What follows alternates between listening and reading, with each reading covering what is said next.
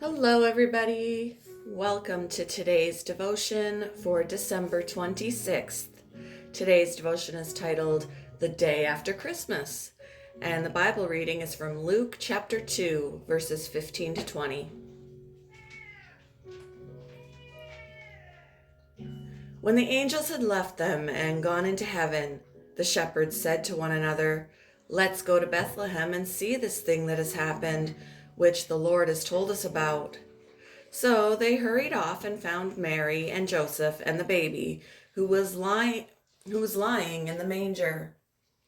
When they had seen him, they spread the word concerning what had been told them about this child, and all who heard it were amazed at what the shepherds said to them. But Mary treasured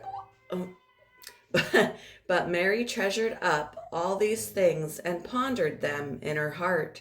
The shepherds returned, glorifying and praising God for all the things they had heard and seen, which were just as they had been told. After all the joy of Christmas Day, the following day felt like a letdown. We'd stayed overnight with friends, but hadn't slept well. Then our car broke down as we were driving home. Then it started to snow. We had abandoned the car and taxied home in the snow and sleet, feeling blah. We're not the only ones who felt low after Christmas Day. Whether it's from excessive eating, the way carols suddenly disappear from the radio, or the fact that the gifts were bought last week, or the fact that the gifts we bought last week are now on sale half price. The magic of Christmas Day can quickly dissipate. The Bible never tells us about the day after Jesus' birth, but we can imagine that after walking to Bethlehem, scrambling for accommodation, Mary's pain in giving birth, and having shepherds drop by unannounced, Mary and Joseph were exhausted.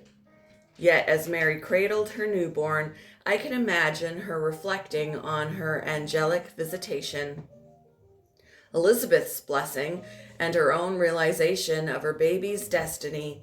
Mary pondered such things in her heart, which must have lightened the tiredness and physical pain of that day. We'll all have blah days, perhaps even the day after Christmas. Like Mary, let's face them by pondering the one who came into our world, forever brightening it with his presence. When are you prone to feeling a low after a high? How can you ponder today all that Jesus has brought into the world? Thank you for joining me for today's devotion. I hope you all have a wonderful day, and I hope you all had a Merry Christmas.